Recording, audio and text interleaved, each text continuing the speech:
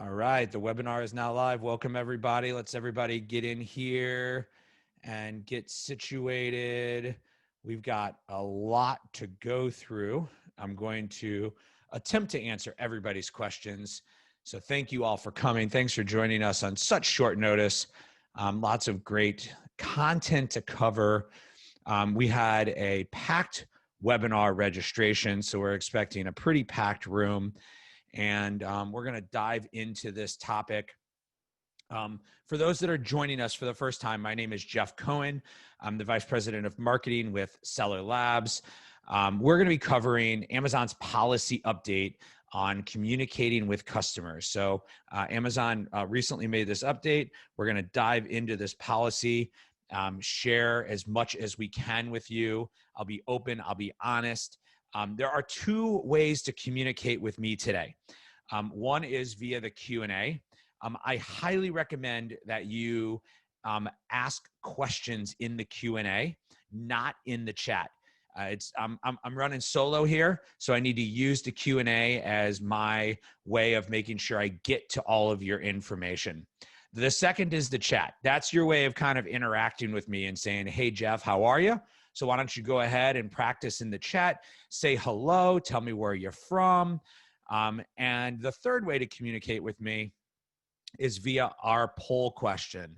And so I'm going to start off with a little poll question here, and just kind of curious while you're asking me a question or telling me who you are. I want to know, are you currently using buyer-seller messaging to request product reviews or seller feedback?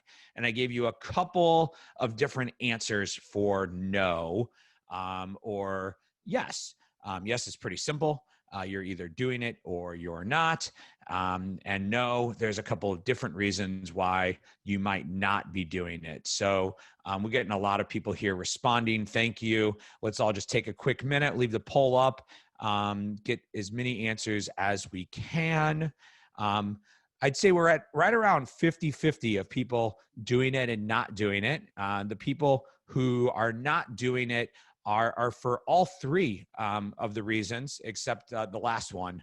Only a couple of people are saying that it's not worth it, but clearly it's worth something because you're here today. So my goal for you today is to answer as many questions as possible with regards to the policy update. I want to be very crystal clear in saying that I am not with Amazon. I have been working with Amazon for a number of years, and so I have some background and familiarity. We have worked with Amazon, and I'll show you some of it through our developer council that puts us into the Amazon App Store, through the global selling network, which puts us in their solution provider network, and through Amazon advertising. So we work with lots of different departments at Amazon. We're a trusted partner with all of these organizations, and we have the ability to ask questions, help clarify policy, and such. And so I recently gave a similar presentation at the Amazon Accelerate conference. And in doing the presentation at that conference, I had the ability to interact with Amazon in a couple different departments and ask some very specific questions about what you can and you cannot do. Now, my presentation was before the new policy came out, but they knew the new policy was coming while they were answering the questions. So I'm confident that my answers will lead you in the right direction. I'm also confident that there's a good chance there's somebody from Amazon listening to this, which means that this is an opportunity, if we don't know the answer, to be open and honest and say we don't know the answer, giving people a chance maybe for Amazon to do further clarification. So what are we going to cover today? We're going to cover the September 8th update. That's what happened on Tuesday, what it means for you, and what you need to do about it. Kind of keep it really simple here. Now, if you are sitting there trying to take notes, we're going to share the presentation with you. We'll also share a couple blog posts that we've written where we've outlined some of this information, and we've created some checklists that should help you in auditing your account. Now, one of the things that was pointed out to me and I didn't really notice it at first, was that the guidelines were posted in the Amazon news section on Tuesday as a PDF. If anybody else noticed that it was listed as a PDF.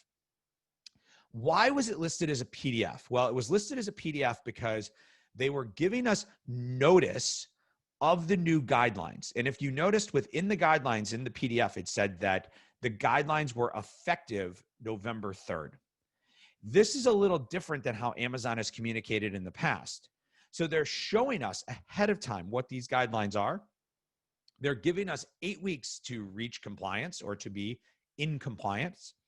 Then it's my expectation that on or around November 3rd, they will actually update the guidelines and they will begin enforcement.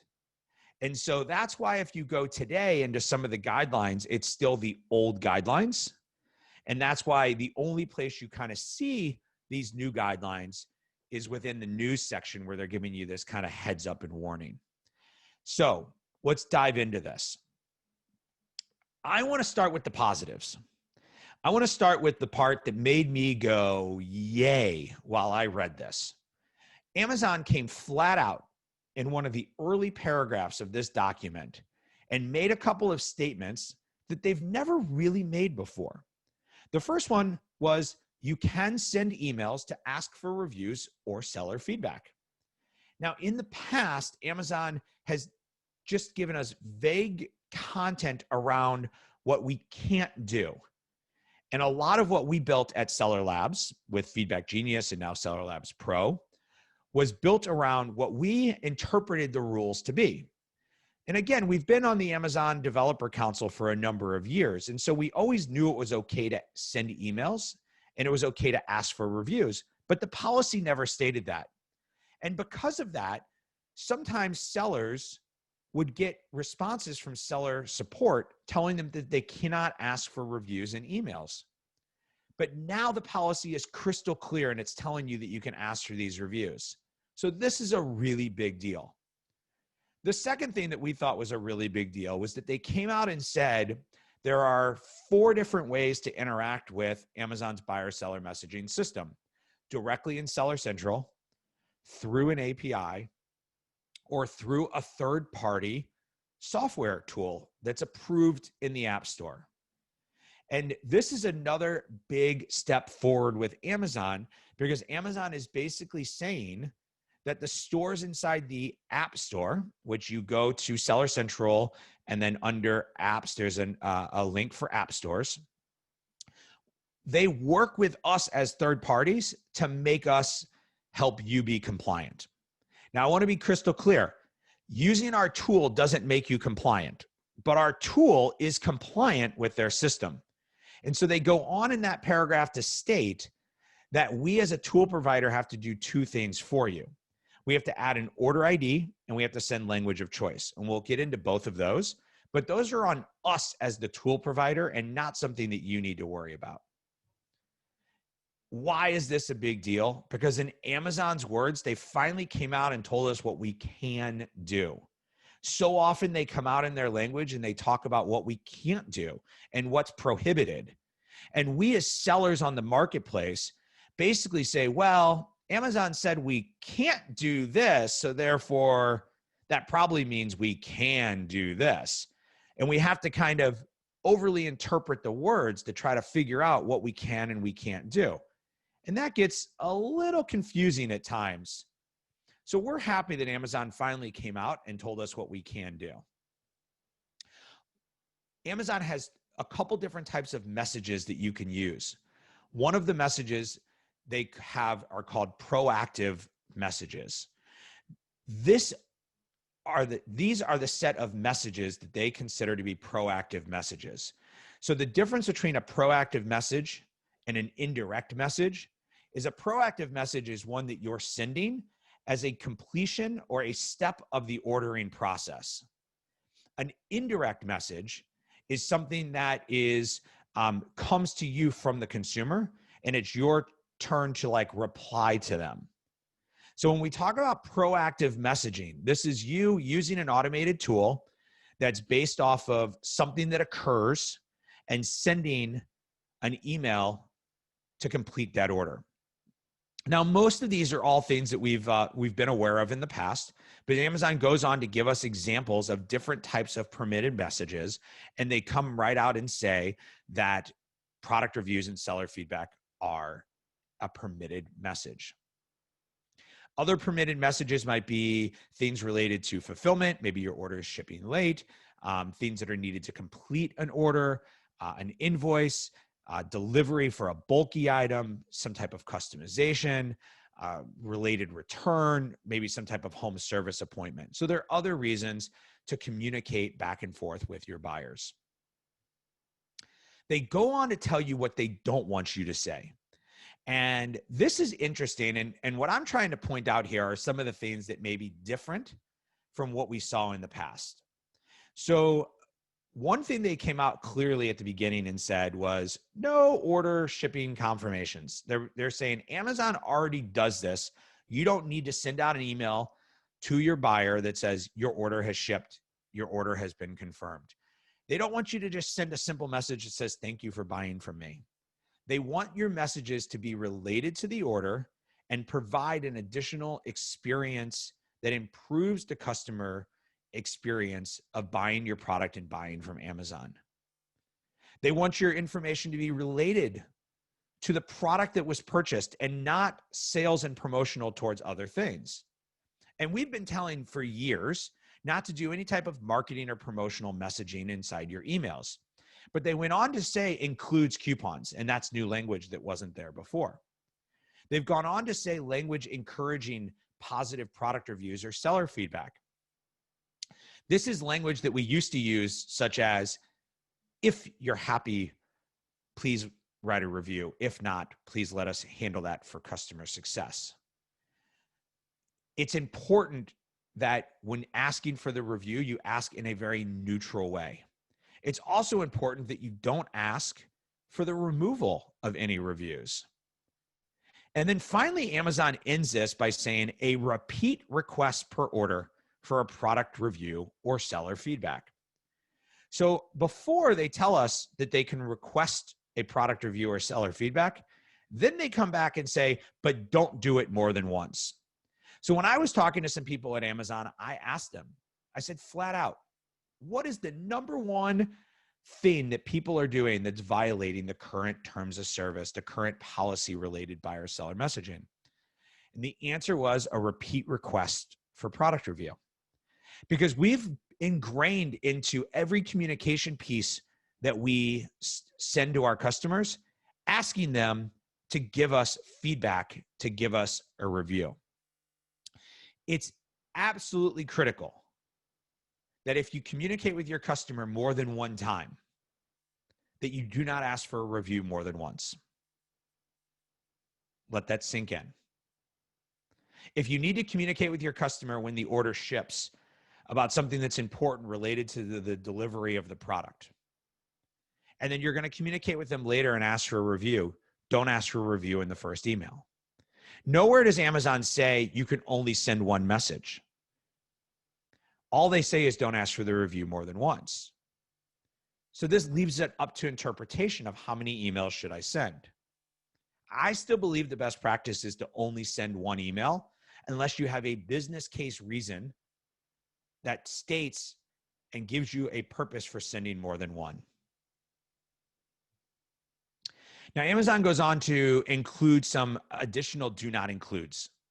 And this gets a little bit interesting because one of the ones they include in here is around attachments.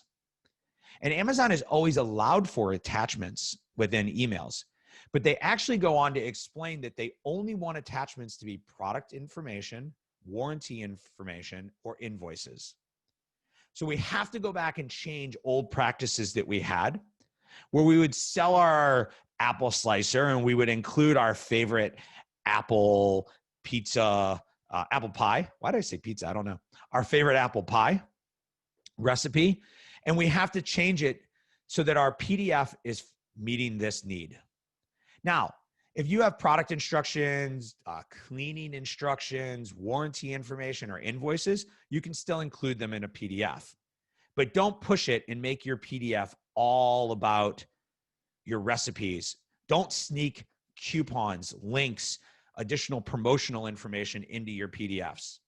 Clearly, Amazon is aware of some of the tactics that sellers were doing, and they've made this rule, which means they're going to specifically be looking at what's going on inside attachments.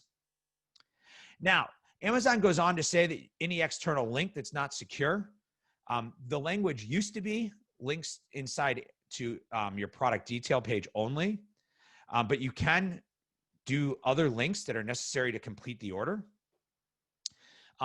You don't need to worry about any type of opt-out messaging. You need to be careful of the types of images that you include. You need to make sure you don't have any types of email addresses, phone numbers, or websites. I've actually noticed in uploading some videos into Amazon recently that if you have any reference to social media, they're rejecting the videos. So Amazon's getting better at detecting these things and able to reject them. And so if your logo also includes your website, you need to redo your logo to not include your website. Now, if you thought you were being tricky and you created a company name that also included your website, so your website was your company name is a .com, I still think you need to go and create a logo that doesn't include the .com in your logo design.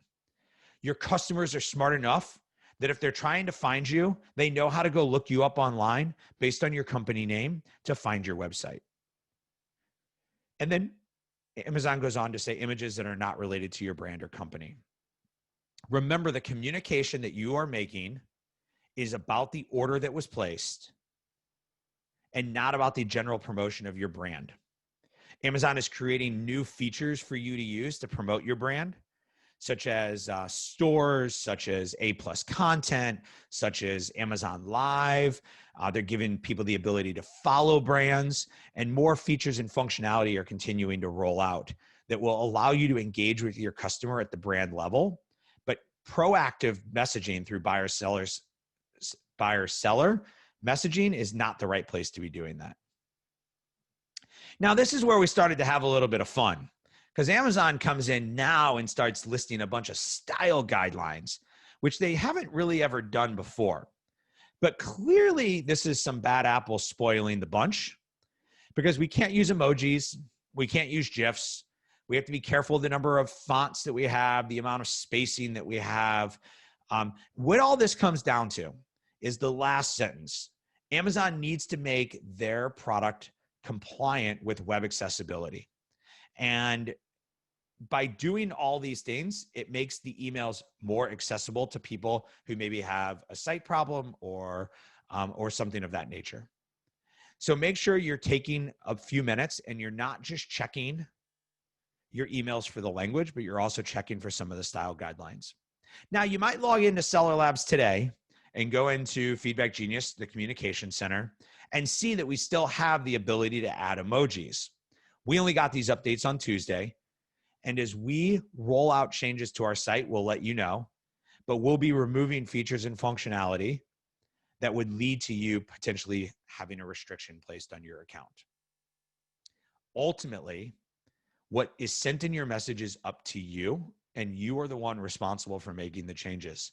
Seller Labs will not go in and update your copy or update your messages for you. Let's talk a little bit about restrictions and what Amazon calls programmatic restrictions. Many of us in the industry have called these suspensions, but they're not really suspensions, because suspension happens at the account level. Suspension doesn't happen inside the tool. You're just restricted in what you can do. As far as we know, and Amazon has not made any updates to this, but as far as we know, the restrictions for buyer-seller messaging for violating the policies that we just covered is that you cannot initiate proactive messages. The first restriction is a 30-day restriction. The second restriction is a lifetime ban. So what does this mean? You need to be hypercritical if you get a 30-day restriction and ensure that you go back and re-audit any of your messages. We have several customers of ours who have gotten lifetime bans because their 30-day restriction came in and it was never identified by their team as something critical for them to take care of. So it's really important that you understand where these restriction emails go to and who's responsible for them and who's responsible for making sure that they're risen up to the right people. But none of this impacts your ability to sell.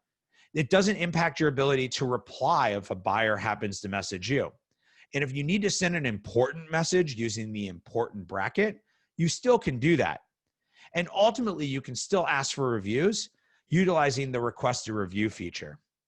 The request a review feature is on the order detail page. It's also a feature within our communication tool. Let's talk a little bit about best practices, and then I'm really saving most of the time at the end to go through questions you guys have. We had over 500 people register for this webinar, and I got hundreds of questions. So I boiled it down to the ones that I thought best captured what everybody was trying to get answered. How many messages can I send? It's our recommendation you only send one message. If you have a reason for sending more than one, ensure that you're not asking for a review more than once. Do not use the important tag unless it's actually critical. Amazon defines how critical works and what critical means. And if you're going to use the important tag, do not ask for a review. I was having a conversation with somebody at Amazon, and I said, let's say I have a product that'll spoil if it sits on the front porch. I want to send an email when it's out for delivery. They said, great, well, you should send that with the important tag. I said, okay, but I still want to ask for a review. They said, don't ask for the review inside the important email. Follow up and ask for another review, or to ask for a review. So that's a good example of where you may want to use two emails because you have two specific communications that you need to have with your customer. We've all been doing it for too long to where we don't even know that we're doing it anymore, but no more suggestive language. We need to be very careful of the language that we're using. The easiest way to understand suggestive language is what I call an if-then statement. So if you do this, will you do that? And we need to make sure that we stay away from all of that suggestive language because suggestive language will get us in trouble. We don't want to divert people to our site for problems. Amazon was clear in their policy in stating that you should not offer customer service. Customers just need to seek that out. The suggestive language is a way of diverting negative reviews on your product, and that's the behavior Amazon is trying to curb. No promotions or coupons. Now, Amazon even goes further to say no incentive for reviews, promotions, coupons, rebates, refunds, discounts, all of that. So take this best practice as a twofold best practice. One, no promotions or coupons for a future purchase. Two, no promotions, coupons, rebates, refunds in exchange for that review. It's still happening. Most of us know not to do that, but it's still happening. And so many people are still confused that they can't use buyer-seller messaging to send promotions and coupons to their customers.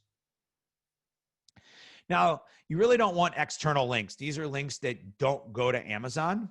And I like to say, don't get tricky, right? So this is my kind of way of showing you a tricky way of trying to sneak a link in. And if anybody wants my email, I guess there's my email address for you. But Amazon doesn't want you getting tricky with what you're doing. Just remember, these are Amazon's customers, and we're selling on their platform. We need to play by their rules. Whatever rules we talked about applying, make sure those rules apply to the attachments. Amazon made it clear that attachments need to be about the product, about the warranty, or about an invoice. Don't sneak in any of the other links. Now, I had some fun finding this one because they tell us to remove these emojis and GIFs. And maybe one day we'll get an answer from Amazon why they're doing this. I think these are part of like our way of communicating today, but no more using emojis, no more using GIFs. We've even seen this in some of the best practices that we're now sharing regarding building your listings. Amazon doesn't want the emojis built into your listing, into your bullet points and such. So even though they're fun, even though they get a smile, we have to stop using them. Make sure you adhere to all the design standards. Shouldn't take you that long to go through your emails and just do a double check related to the design standards. Finally, if you're going to use the request a review feature, understand that request a review and buyer-seller messaging asking for a review is one and the same in the way Amazon sees it. What the difference is that when you're using the request a review feature, you're allowing Amazon to automate this based off of their own rules and regulations. The email comes from Amazon, it's formatted from Amazon, and it has none of your text. This is a general look of what the email looks like that comes from Amazon. When Amazon says only request a review once, that includes using the request a review feature. So that doesn't mean you can use buyer-seller messaging to ask for a review and then use the request a review feature. That would be violating that policy. All right, let's just kind of do a quick recap, and I got a lot of questions to get to. Give yourself about 30 minutes to review your messages. If you really need help and you're a customer of Seller Labs, reach out to us and ask us. We can't review every message inside your communication center, but we might be able to peek at one or two and tell you what we see. But remember, we're not Amazon. We're not the judge and jury. Amazon is. And ultimately, you need to make the decision if what you're sending is something you're comfortable with. We're here to help you. We're here to point things out to you. And we'll be taking some actions over the next 8 weeks to notify you if we believe you are doing something that will get you in trouble. And finally, remember, what worked last year, or maybe even last week, isn't going to work anymore. You want to have a good Q4. You want to continue to communicate with your buyers. Just remember, you need to play by the rules. Okay, so covered that pretty quickly. I didn't want to regurgitate too much information that's already available online. Caroline will post a few links inside the chat for you that you can use. But I wanted to cover some questions that were asked ahead of time, and then I'll go through the questions that are being asked today. So the first question, will Seller Labs templates be updated to reflect the changes that we just discussed? Yes, we will be updating our templates and updating not only our templates, but updating our email. I think it's called a WYSIWYG Maker, but the whole system for building emails. We'll be updating that shortly. Remember, we just got these updates on Tuesday as well. But when we make changes to a template, we cannot have that actually apply to your message. So you will need to go in and either select a new template or create and update your old message. What happens is we found that over 90% of people start with one of our templates, but then start to add their own customization to that template. And so if we just go and change the template and apply it to your messages, we'll mess up everybody's messages. So you still will have some work to do to update your messages. Will you continue reporting on open rate? As of right now, we will not be able to continue reporting on open rate. Amazon is asking us to remove the mechanism by which we use to calculate open rate, but we are working with Amazon to get additional numbers and reporting that we can share back with you. Are these changes in effect on all of Amazon marketplaces or just Amazon North America? These apply to Amazon Global. And so, and one of the things we'll talk about in a little bit is language. But like if your messages are going in France, they need to be in French. If they're going in Spain, they need to be in Spanish. And these rules apply globally, so not just to your US marketplace. The question I got asked more than any, how can I be reinstated if I've been restricted from sending buyer-seller messaging? First, I would say, hopefully you're only on a 30-day suspension and your suspension will come back and you have a chance to clean up. If you're on a permanent suspension, I shared this question with Amazon and their response was, at this time, Amazon is not accepting appeals. We will continue to work with Amazon and to work with you. And if we hear of anything that changes, we will let you know. I would definitely clean up your messages so that if Amazon reinstates you and your messages start resending, you don't violate the policy again. But remember, you can still use the request a review feature. You just can't send the proactive messages. With customers opting out from receiving messages, is it still worth it to use buyer-seller messaging? Well, I'm a little biased in this answer, but I believe it is. So what this person or people were asking is in relation to buyers having the ability to opt out of messaging. Now, this is no different than every email you get from anyone who tries to market to you. There's an opt-out on the bottom of the page that allows you to opt out and no longer get messages. You can opt out from Seller Labs. You can opt out from anybody else. Amazon never had this in place and added this about 2 years ago. When they added this, it caused the number of messages to that were going to buyers to greatly be reduced. Here's what I would say. You have an opportunity to communicate with your buyer. You have an opportunity to ask them for a review. As long as you do that in a meaningful, responsible way, why would you not want to do it? What's the bad part of doing it?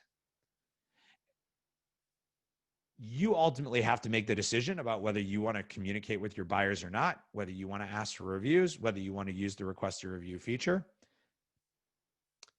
Reviews are valuable. Reviews are harder to get today than they were last year, and they'll be harder to get next year than they are today. You need to continue to evolve your systems and your processes, but you still need to get reviews for your product. So I'm biased in my answer, but I believe there's still value in doing it. Should I use request a review or buyer-seller messaging or both? Well, first off, let me say, don't do both. If you're going to do request a review, don't use buyer-seller messaging to request a review. So choose one or the other just to keep yourself safe.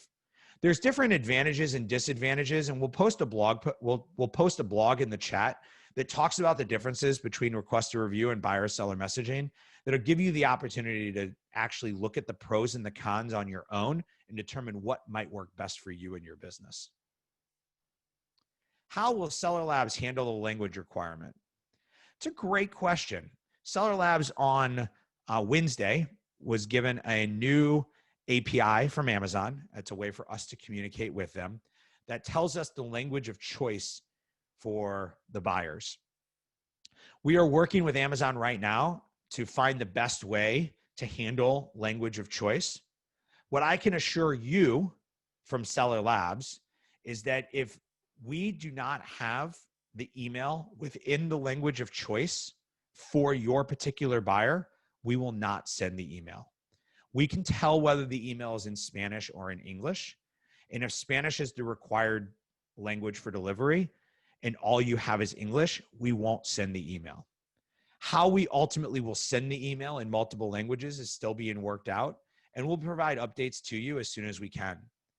We do plan to have some templates with other languages for each of the different countries that are being supported through the buyer-seller messaging system.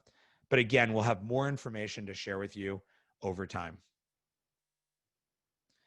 So I'm going to go and start jumping into questions. If you're not currently using Seller Labs Pro, here's a coupon for you to get started. But I still have quite a few questions. Just pull this into my screen here. Oh, no, it looks like I need to look a little sideways to be able to do this. Okay, here we go. After new recommendations from Amazon, can we include a URL to product? Got cut off. Let's see here. See if she finished. Okay, so she, I think what Larissa's asking is, can you include a URL to the product detail page? So first off, I would not send it to other pages such as your store page or somewhere else. If you have a reason for sending people to a product detail page, then I think you can use it. So Amazon says that you can link to pages inside of Amazon. But I would always say, like, what's your purpose and what you're trying to do? And so if your purpose is that maybe you have a video, a how-to video, you're using Amazon Video Shorts as a way to share some additional information with your buyers, then yes, you can do that. Definitely would not link to videos elsewhere or something like that. All right, next question. Is a buyer's language of choice just based on the market, or can it be any language? How can you, Seller Labs, determine? So I kind of covered that, but this question was asked earlier. Language of choice is limited by market. So like for North America or for the United States, the language of choice is either English or Spanish. And then some countries, it's only one. So like in France, it's just French.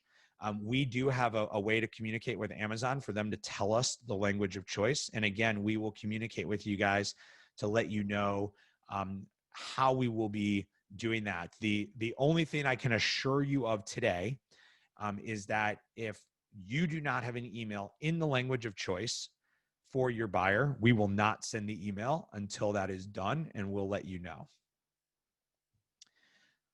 Let's see. We currently send a proactive email via Feedback Genius. It doesn't request a review or feedback. It does thank the customer for their purchase, but the bulk is customer service information and how to use the product, particularly during this time when essential products aren't readily available. Does this sound compliant? Do you have a service that can review or confirm that that's okay? So it's very difficult for me to tell you by reading this, whether that's compliant or not. What I would do is I would send a copy of that message to our customer success team, understand that it might take them a little bit of time to review some of these and that they're still digesting and learning everything themselves. And if you need more than one email reviewed, then we can work with you to put a plan together to review more of your emails. It's not possible for us to review every email of every customer, but we would be happy to look at some of your emails and offer you some recommendations and suggestions. On its surface, I don't see anything wrong with explaining how to use the product and providing better customer experience, but without seeing the actual language, it's hard to tell you whether that email is compliant or not. Why can't Amazon create a new message option that permits sellers to send warranty information, even if the buyer has opted out of other messages? It's a good question. I don't know that I know that. I think the bigger question to ask, and typically sometimes with Amazon, it's about asking questions the right way. So I think the bigger question to ask is sending warranty information considered critical and important? That's, I think, the bigger question to ask. My gut tells me no, but that's the only way to bypass opt-out messages is through the critical and important. And without knowing that answer, I wouldn't ever recommend that you do that. But I can ask Amazon that question and see what their response is and try to get back to you with that answer. Let's see. Our company offers free tech support for our products to resolve any issues. We cannot offer the tech support line. So Aaron is asking, he's saying that they have email, phone, and chat. No, based on the current policy, the way that it's stated, you cannot offer your tech support through buyer seller messaging. That's diverting the customers. Technically, the way that the rules for inserts work, you shouldn't be including it on that either. So I think that it's just a matter of, again, I bought a product from Amazon. I had a problem with it. I went to the company's website. I saw the tech support that they offered. I was able to communicate with them. So some of this is kind of built in and inherent to them. You can remind them that you have that tech support comes with their product in your email. You just can't include the email, phone, and web chat to connect them. Does Amazon still automatically send an email to the buyer requesting reviews or feedback? If yes, would that be considered a repeat request? So as far as I'm aware, Amazon made it very clear to me. They made it crystal clear to me that you can use buyer seller messaging to request a review. So I don't know the answer to your question, Sharon, but I do know that if you're using buyer seller messaging to request a review, it would not be considered a repeat request unless you're also using the request a review feature. So hopefully that helps answer that. Can I request multiple reviews from the same customer if they made multiple purchases from me? Theoretically, yes. Theoretically, if there's multiple purchases, you can ask for a review per order. So the actual statement in the terms of in the policy said one request per order, and so you can do that. You can use features within Feedback Genius in Seller Labs that would allow you to have a different type of message when that person purchases a second or a third time, where you can begin to acknowledge that you see that they're a repeat buyer. But based on the terminology, it was one request per order, so you'd be okay. So can we not give customers our phone numbers to get them to communicate with us? Michael, hopefully you know the answer now is no. You cannot give customers your phone numbers to communicate with you. Your customers will need to find ways to communicate with you. Otherwise, I think Amazon wants you to do it through buyer-seller messaging in email form. So if they reach out to you first, then you can reply back to them to help them solve their customer service problem. Remember, what we're talking about here is proactive messaging, which is sending messages to a client when they have not messaged you first. The rules are different when a client messages you and then starts a conversation and you start replying back to them. Let's see, attachments. Are return labels still acceptable? So I would say that a return label would be acceptable within an attachment because you're providing customer support and customer service. Let's see here. Lots of great questions here. I'm just rolling through these and I'll just kind of keep going as long as y'all want to sit and listen. Do these restrictions apply to communication with customers within our Facebook Messenger campaign? This has nothing to do with Facebook Messenger. This is only communicating inside Amazon. You mentioned that we can only ask for a review once. Does this mean that if request a review from the order detail page, then we cannot send them an email from Feedback Genius? Correct. Correct. So you can only proactively ask once, whether you use request a review or Feedback Genius. Jacob asked, the 30-day restriction shows up when you try to send messages to a customer. Does the same apply to the lifetime ban? If not, how can we find out if we've been banned? I've never been banned, so I don't know. If anyone has been banned and they can help answer that question, go ahead and pop into the chat and give us the answer and I'll share it. Would Amazon treat correspondence, requesting a review, and feedback separately? For example, is one review email and one feedback email acceptable? So I'm not positive that I know the answer to this question. The way Amazon states it within their policy is that you can make a request for feedback or feedback/review. So I would interpret that to be one, because they do go on to say not to do multiple. So I would probably tend to use my email to communicate whichever of those two is more valuable to me, and not try to do both, and not do it as two emails. I don't specifically know the answer to definitively tell you that it is or is not against the rules. But when I don't know the answer, I tend to lean towards the more conservative answer. So hopefully that helps. April, what is considered crucial when using important? There are some guidelines within Amazon. I don't know them off the top of my head, so I don't want to quote them. And if you have some questions, you can message me. You saw my email earlier and ask. If you're trying to push the boundary, it's probably not really important. I would say that typically something important is something that's critical to the product arriving or being used in a safe manner. So again, like if your product is going to spoil because it's sitting on the front step and it's 100 degrees out, I would consider that critical. If you just really want to tell them that the shampoo smells good, it's not really critical.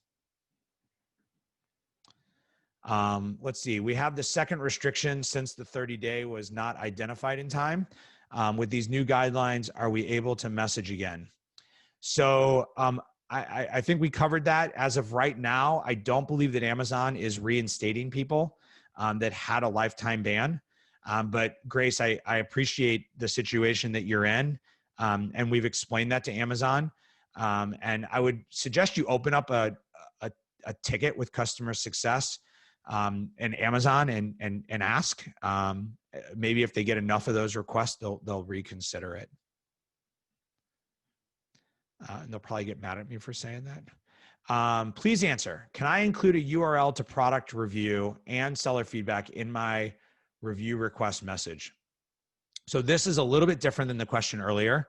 She's asking if she can do both in the same message. Yes, you can. You can ask for seller feedback and product review. What I would say is that my general understanding is that customers don't know the difference.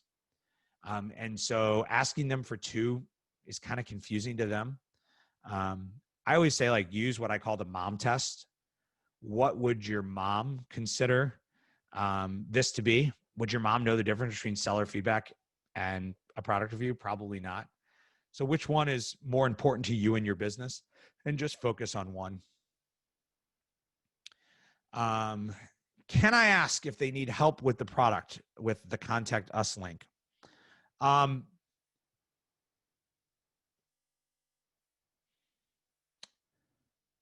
don't specifically know the answer to that question. It sounds like, DK, you're trying to engage in a conversation with them by just saying, do you need help with this product? It could be seen as diverting, because if they need help, that's somebody who is having trouble. So I would probably, in general, recommend staying away from that. Our invoice template does have our website and address among other tax information. What should we do? So are your invoices being emailed to the customer, or are your invoices being included in the package? And I assume you're doing merchant fulfilled. And I'm not positive of that answer. I would say that if it's being emailed, I would try to become compliant with the rules. If it's being stuck in the package, you probably can get away with a little bit more. I think that's another good question, and one that I'll send on to Amazon for further clarification. Do you see an issue in sending two emails to a customer, one asking for a product review and then another asking for a seller review? I think we've covered that a couple of times. I would not recommend that, only do one. I used to be able to place Amazon product links in reviews, and that is now restricted and has been for a few months. People misorder a size or a flagship product and tend to shift the blame to us rather than them, not even knowing what the model of iPhone is that they ordered. So I think that in that case, you know, it's a difficult situation because people are using reviews as a way to complain.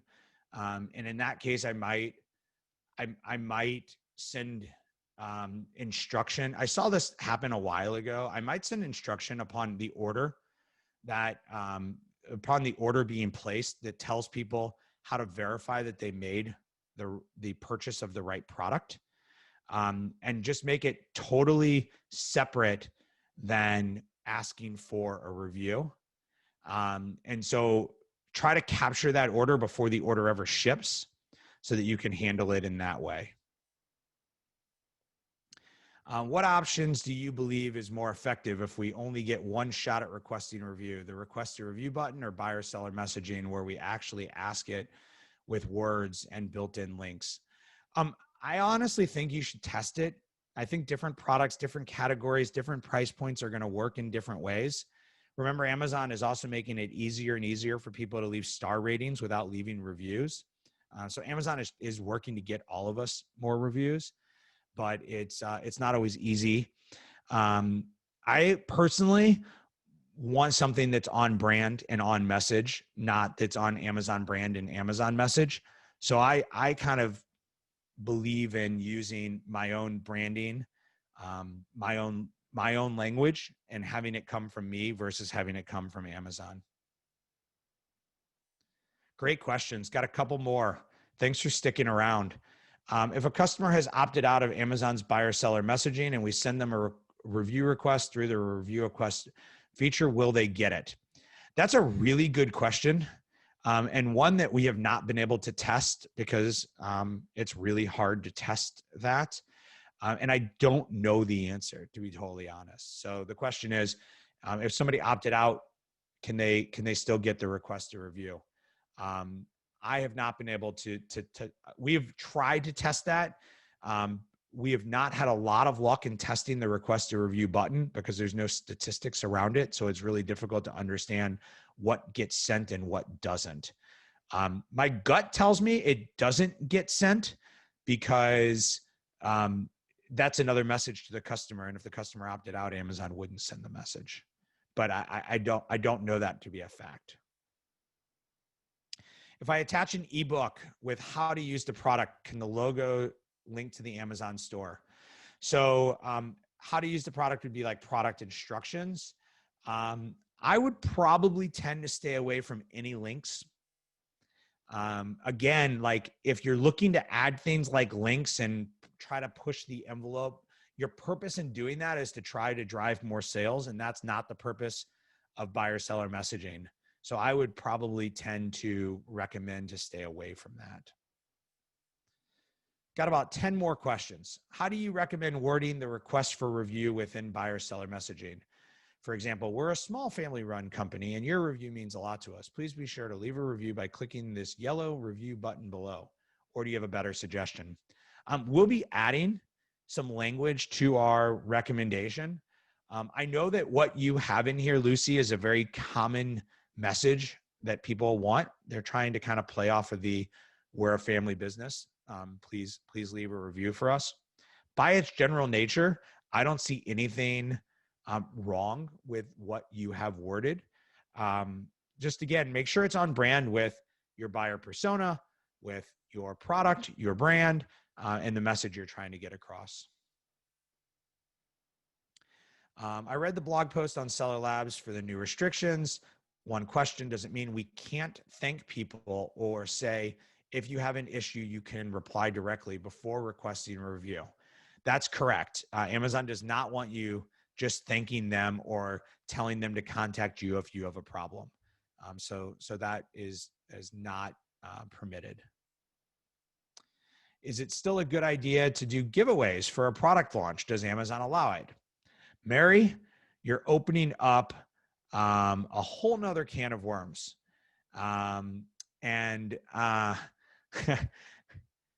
What I would say about product launches in general is that if you're going to do them, ensure that you are not messaging those people for reviews. I don't want to get into on this webinar whether product launches are good or not, whether rebates or coupons or discounts. I know that there's tactics that are used to drive sales of products. Just ensure that you're not asking for reviews. Amazon does not specifically state rules on using product launches in general. They do have some general rules around manipulating the algorithm, and it could be interpreted that product launches are attempts to manipulate the algorithm. If you really want to split hairs, you could also argue that running Facebook ads is an attempt to manipulate the algorithm. So ultimately, I would just stay away from offering any type of discount and then asking for a review. It sounds like with proactive messages, we can include warranty information or an invoice. However, I had understood that attachments cannot be included whatsoever in proactive messages. So you can include an attachment in PDF as long as the PDF is around product information, warranty information, or invoices. That's it. Wrapping up here, man, you guys asked a ton of questions. We're going to be consolidating all of these questions into a big blog post Q&A, and we'll be sending out a copy of the video along with many of these questions that you guys asked. And so just kind of stick around and we'll continue to share that with you. It sounds like with proactive messaging, we can include warranty. Oh, I just answered that one. Sorry, didn't hit the right button. I have videos on YouTube showing customers how to use our products. I do not include direct link to YouTube, but would it be considered compliant to tell a customer to search on YouTube? I would recommend, and I saw this, and this was pretty cool. Okay, here's what I would recommend, Sylvia. I would do two things with your videos. One, you have a thing on videos about two-thirds of the way down the page called video shorts. I would upload your videos into there. And then I just saw this the other day and thought it was so cool. I would create a how to use part of your Amazon store, and I would include the videos on there. And I don't think a lot of people think of that. They don't think of using their store is also a way to put product information, but that's where I would put it. I would create a sub tab on your store, and I would put all of those YouTube videos into Amazon and on that page, and I would build that store into that, and then you can send the links to them. Cheryl, hi Cheryl, ask, is it acceptable to say, if for any reason you are not pleased, we offer a full satisfaction guarantee. Simply reply to this email with some details about how you used it, and we would gladly issue you a refund.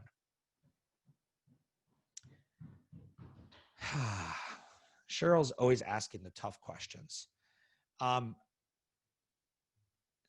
I definitely would not ask for a review if I'm asking that question.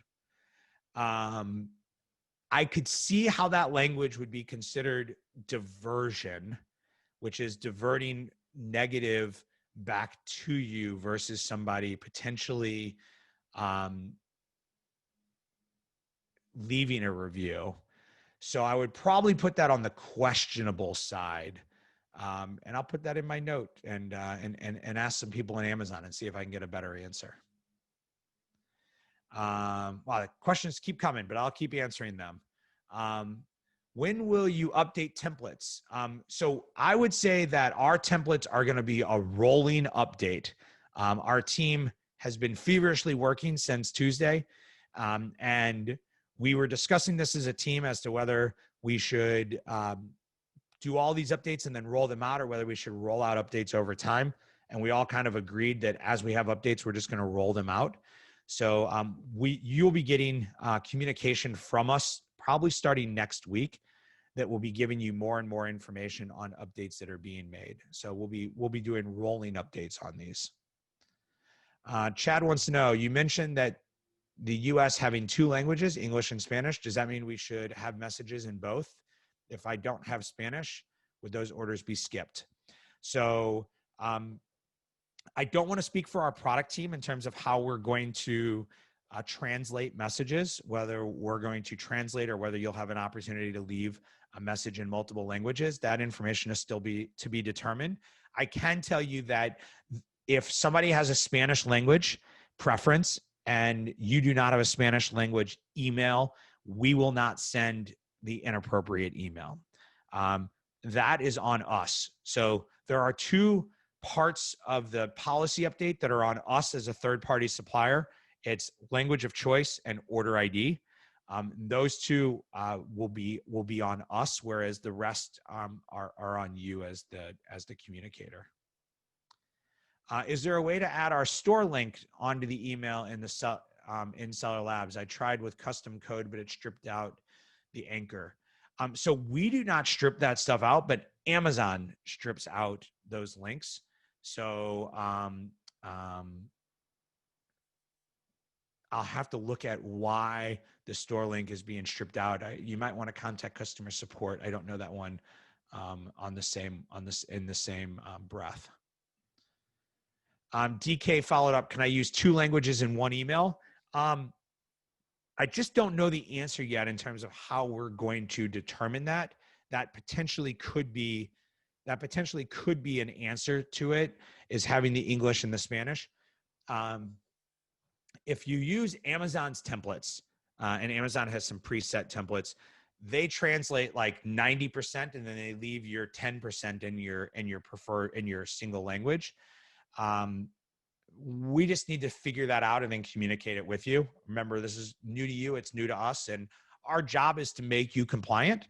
And we will work our best to help you with your compliance. All right, a couple more questions here. Chad says, your blog post mentioned that order ID is required. Yes, so order ID is required in all communications, and we add that. That is nothing you have to do. We will add the order ID. Lois, she has to send instructions. I'd rather not as an attachment. Can I put those in the first email, then use a second email to ask for a review? Yes, you can. Again, Amazon does not state that you can only send one message. They only state that you can only ask for a review once. And I would almost ask Lois, why do you have to send instructions? And if it's critical, then consider using the critical function. What is more valuable, product reviews or or request a review link?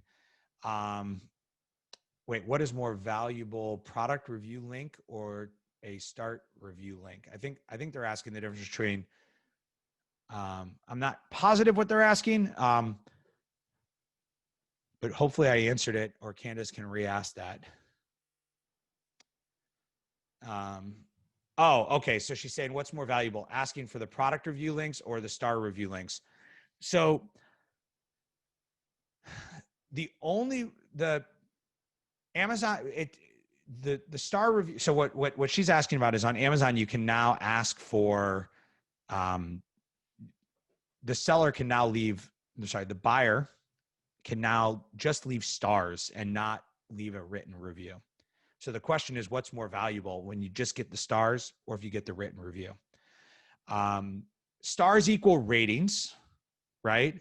And ratings are related to your percentage, 4.5, 4.3 out of 5. Reviews are the written text. As a brand owner, you want reviews. Reviews are what tells somebody how they felt about your product. And that's ultimately what somebody is using to make a determination about whether to buy your product. You don't have complete control of that because from what I can tell as a buyer, I get the choice to leave just a star rating sometimes, and I have to leave a review sometimes. And I don't know how Amazon is deciding which one is which. Last question, unless something else pops up. Can we use buyer-seller messaging feature to communicate about a quality control issue with a product sold? Yes, absolutely. So Amazon wants you to do that, right? If you have a product and there's a quality issue with it and you need to communicate with your buyers, that's a great example of how to use proactive messaging. I want to thank you all today for your time. Many of you stuck around for like 25 to 30 minutes of questions. I was expecting quite a few questions, and I'm glad that I was able to answer them. There's a few that I'm going to have to do some more research on. We'll recap these and we'll share them with you. Before you leave, I just have one question for you. Can you leave a review for me? I would love to know whether you got any value out of this presentation today. And if you did, and you get value from Seller Labs, would you be willing to share that with other people?